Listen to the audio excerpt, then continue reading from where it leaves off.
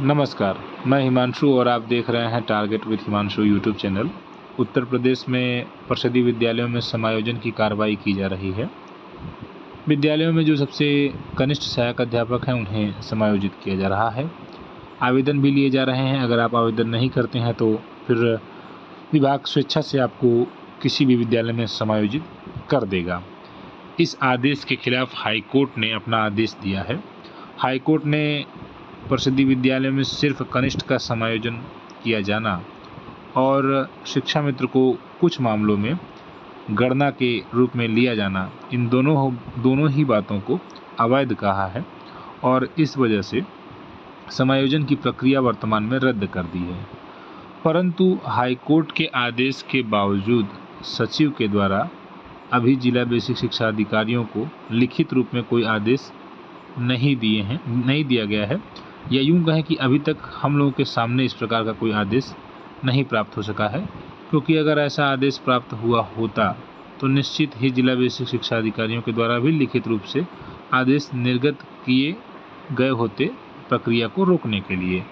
शिक्षकों के द्वारा आवेदन भी कर दिया गया है, कुछ शिक्षक आवेदन नहीं भी किए हैं। अब प्रश्न यह है कि हाईकोर्ट का आदेश बढ़कर है या फिर सचिव का आदेश, क्योंकि जिला बेसिक शिक्षा अधिकारियों को देखा जाए तो उन्हें सचिव का आदेश प्राप्त है और सचिव का आदेश प्राप्त होने के कारण उन्हीं के क्रम में इनके द्वारा कार्रवाई कराई जानी है। अब जिला बेसिक शिक्षा अधिकारियों को अगर हाईकोर्ट का आदेश प्राप्त कराया जाए तो हाईकोर्ट का आदेश, ध्यान दें, ज़्यादा महत्वपूर्ण हो, ज़्यादा ताकत रखता है।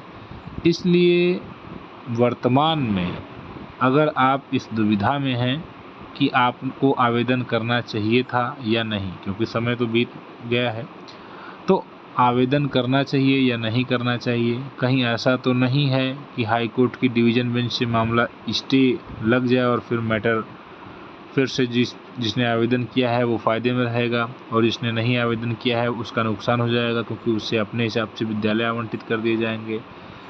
तो एक बात समझ लीजिए कि जिस आधार पर हाईकोर्ट की सिंगल बेंच ने फैसला दिया है, सिंगल बेंच ने कहा है कि शिक्षा मित्र को आप कुछ परिस्थितियों में सहायक अध्यापक के रूप में नहीं मान सकते, आरटीई एक्ट कहता है, माननीय सुप्रीम कोर्ट ने स्वयं ही कहा है। तो ये बात तो सुप्रीम कोर्ट ने जब कहा है तो वो तो बदलने से रही, अब उसमें परिवर्तन नहीं संभव है। दूसरी बात, सिर्फ कनिष्ठ का ही समायोजन क्यों किया जाएगा, वह तो जीवन भर कनिष्ठ ही रह जाएगा फिर। क्योंकि मान लीजिए कि कोई एक अध्यापक जो 20 साल से नौकरी कर रहा है या 10 साल से नौकरी कर रहा है, किसी दूसरे विद्यालय अपने जनपद में आता है, तब तो वह फिर जूनियर बन जाएगा और उसके बाद उसे अभी हाल ही में आपने समायोजित किया है, फिर उसे दूसरी जगह फिर आप करेंगे, वहाँ पर जाएगा, किसी दूसरे ब्लॉक में करेंगे, वहाँ पर भी जूनियर, फिर किसी और ब्लॉक में जाएगा, फिर जूनियर। तो ये अनुच्छेद 14 का उल्लंघन है। तो इसे हाई कोर्ट की डिवीज़न बेंच या फिर स्वयं सुप्रीम कोर्ट क्या अब ये कह देगा नहीं, उल्लंघन नहीं है? यहाँ चीज़ें शीशे की तरह बिल्कुल साफ हैं। वर्तमान में चल रही समायोजन की प्रक्रिया को भारतीय संविधान के अनुच्छेद 14 के आधार पर हाई कोर्ट की सिंगल बेंच ने अवैध माना है। तो अब सचिव महोदय ने क्यों अभी तक आदेश निर्गत नहीं किया? क्या सचिव हाई कोर्ट से बढ़कर हैं? इसका जवाब है नहीं। सचिव हाई कोर्ट के आदेश का पालन करेंगे। हाँ, क्या सरकार डबल बेंच जाएगी? सरकार डबल बेंच जाए या न जाए, परंतु वर्तमान में समायोजन नहीं हो पाएगा, क्योंकि हाई कोर्ट का आदेश जारी होते ही प्रभावी हो जाता है। क्या जिला बेसिक शिक्षा अधिकारियों के द्वारा भी प्रक्रिया को रोका जा सकता है? बिल्कुल रोका जा सकता है। हाई कोर्ट के आदेश के आधार पर रोका जा सकता है, परंतु इस सब की ज़रूरत ही नहीं पड़ेगी। सचिव के द्वारा आदेश निर्गत जल्द ही हो जाएगा। मौखिक रूप से दिए भी गए हैं कुछ जगह निर्देश, लिखित रूप से भी आदेश आपके सामने आ जाएगा। तो आप अगर इस दुविधा में हैं कि आपको समायोजन के लिए आवेदन करना चाहिए था, नहीं करना चाहिए था, तो भाई हाई कोर्ट से बढ़कर कोई नहीं है, न्यायालय से बढ़कर कोई नहीं है। आज कुछ अभ्यर्थियों के द्वारा हाई कोर्ट के आदेश की कापी प्राप्त कराई गई, उसके क्रम में उन्होंने कहा कि हम इस आदेश के अनुपालन में अग्रिम आदेशों तक इसका जो प्रक्रिया है आगे नहीं बढ़ पाएगी। उन्होंने इस बात को माना है।